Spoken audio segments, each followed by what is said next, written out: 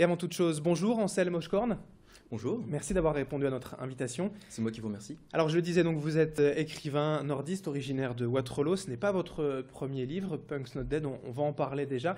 C'est un cercueil de nouvelles, on en parlera aussi déjà. Présentez-vous en quelques mots. En quelques mots, j'ai un parcours assez classique, on va dire, en littérature. J'ai commencé par de la nouvelle.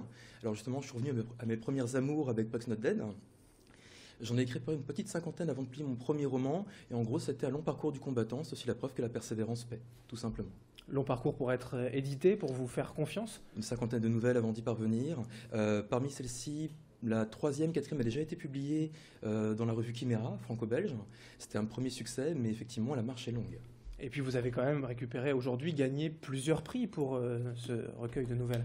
Oui, quelques prix. Après, il faut être quand même très très modeste par rapport au prix. D'une part, la concurrence est féroce. Après, c'est aussi une affaire de goût. Et d'ailleurs, je salue au passage les autres personnes qui étaient en lice pour ces mêmes prix, parce que de toute façon, c'est avant tout l'avis d'un jury. C'est noté. Alors, je le disais, donc Punk's Not Dead, l'univers punk, peut-être pas tout à fait, en tout cas, c'est un cercueil de nouvelles. Là, c'est un petit jeu de mots important, ça dépend, donc c'est pas pour tout le monde, ce livre? Si celui-ci est assez tout public, je me suis pour une fois auto-censuré. On va être beaucoup plus proche en fait du cinéma de Tim Burton par exemple. Donc ce mélange, on pourrait dire un peu de tout ça, de contes d'Halloween, également des éléments un peu plus comiques et plus légers. Ouais, c'est pas forcément un univers noir et sombre, il y a aussi un peu d'humour. C'est un univers en clair-obscur. On va dire qu'il y a des éléments un peu plus sombres, des éléments un peu plus légers. On va retrouver, je pense, un mariage en fait de poésie, d'humour et également de bonne littérature. Même je suis un grand fan par exemple de Pierre Desproges, donc j'aime le bon français et je tâche de rendre service à mes lecteurs. Qu'est-ce qui est avantageux pour vous finalement dans les nouvelles plutôt qu'un roman? Le format court simplement? Alors la nouvelle, c'est un bon petit laboratoire pour tester en fait différentes idées. J'ai eu beaucoup de bons échos par rapport par exemple à la première nouvelle du recueil, Décembre Sang, qui se passe dans un Budapest un peu apocalyptique. Et du coup, je pense que j'explorerai sous la forme d'un roman. Grosso modo, c'est un dialogue avec le lecteur. Dès que le lecteur apprécie une nouvelle, je tâche en général après de la convertir en format plus long. Alors ces nouvelles, c'est un peu pour faire passer des messages aussi dans un univers fantastique, mais qui peut être aussi le reflet de la société aujourd'hui. J'aime beaucoup La Fontaine, donc on va retrouver justement ce mélange en fait à la fois d'éléments fantastiques et poétiques, et également donc ce côté dénonciation sociale par moment, sans être trop lourd toutefois, ça serait comme sous la forme très allégorique. Et le titre, tout simplement, Punk's Not Dead, c'est pourquoi? Pour dire que le style punk n'est pas mort, si on traduit? Oui, tout à fait. Je pense qu'il est tout à fait d'actualité, ce qui a évalué donc au départ les revendications punk des années 70, et je pense toujours tristement d'actualité. D'autre part, chacun de mes recueils porte en fait une allusion aux genres musicaux qui abreuvent mon écriture. J'écoute toujours de la musique en écrivant et ça m'inspire énormément. Alors si vous deviez convaincre comme ça ceux qui ne sont pas forcément fans ou en tout cas connaisseurs du style Tim Burton, de la fantasy, du fantastique, par exemple Games of Thrones aujourd'hui ou l'univers de Tolkien, qu'est-ce qu'on peut dire pour les accueillir? C'est quand même plutôt grand public, non? Oh, moi je ne cherche pas vraiment à convaincre, vous savez, je pense qu'un simple mot de bienvenue et de curiosité, je ne peux que les inviter à tourner les pages du recueil pour se faire leur propre opinion. Alors du recueil ou du cercueil, il y a De aussi nouvelles. de nouvelles. Un soin qui est apporté à l'esthétique dans le livre. Il y a quelques très beaux dessins aussi. Quand on parcourt les pages, ça c'est essentiel aussi pour vous.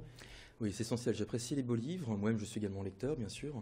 Et donc, du coup, lorsque je passe de l'autre côté de la barrière en tant qu'auteur, j'aime rendre la politesse, là encore, à mes lecteurs, donc en leur offrant effectivement une maquette assez soignée. Donc, on va retrouver des illustrations de Loïc Canavaggia, qui est pour moi un illustrateur qui a énormément de talent. J'apprécie en fait des illustrations sur lesquelles on peut revenir une semaine plus tard et trouver encore un luxe de détails qui était passé inaperçu au premier coup d'œil. Alors vous disiez tout à l'heure, il y a une de ces nouvelles, la première, qui se passe dans un Budapest, donc un peu fantastique. Il y a aussi certaines qui se passent chez nous. Oui, Lille. tout à fait. Je pense que nous avons de très jolies régions, fut-elle d'adoption en ce qui me concerne, je suis lorrain à la base, mais j'aime bien en fait écrire sur les lieux que j'habite, parce que du coup je peux leur insuffler des couleurs supplémentaires. Chacun en fait a une vision par rapport à la région. Je trouve que Lille est une très jolie ville. Roubaix également, Tourcoing, il y a vraiment des éléments très élégiaques, enfin très intéressants en fait à dépeindre dans l'écriture. Et justement, c'est pourquoi j'invite des personnes à se pencher sur le recueil, notamment de la région, c'est pour jeter un autre regard, tout simplement sur le quotidien. Peut-être des nuances qu'ils auraient pu perdre de vue au fil du temps.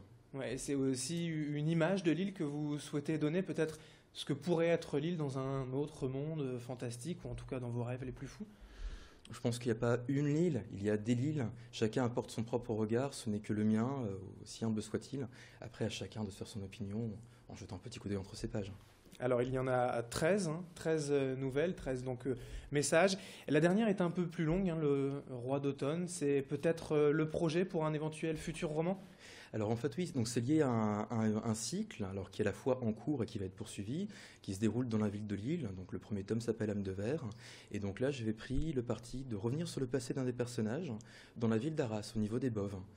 Et là encore, pour quelqu'un qui s'intéresse beaucoup au souterrain, aux éléments, on va dire, un peu underground, il est évident que la région présente des atouts certains. Alors ce livre, ce recueil de nouvelles Punks Not Dead est sorti donc il y a quelques mois maintenant, en octobre 2013. Votre prochain projet, c'est un roman plutôt? Alors c'est un roman qui s'appellera Le Carnaval au Corbeau, qui lui en fait va être un mélange de fêtes foraines et d'éléments là encore un peu macabres, un peu Halloween, mais toujours sur le registre comique, et qui se déroulera en Alsace. On va dire qu'un petit village ennuyeux va recevoir une visite assez turbulente qui va passablement bousculer le quotidien des personnages. Eh bien c'est noté, peut-être l'occasion de revenir sur ce plateau pour en parler. Punks Not Dead, donc un recueil ou un cercueil de nouvelles, si vous voulez, signé Anselme Hochkorn, auteur lillois de Waterloo même. Merci. C'est moi qui vous remercie. Et merci à vous de nous avoir suivi. L'information, on continue sur Grand Lille TV.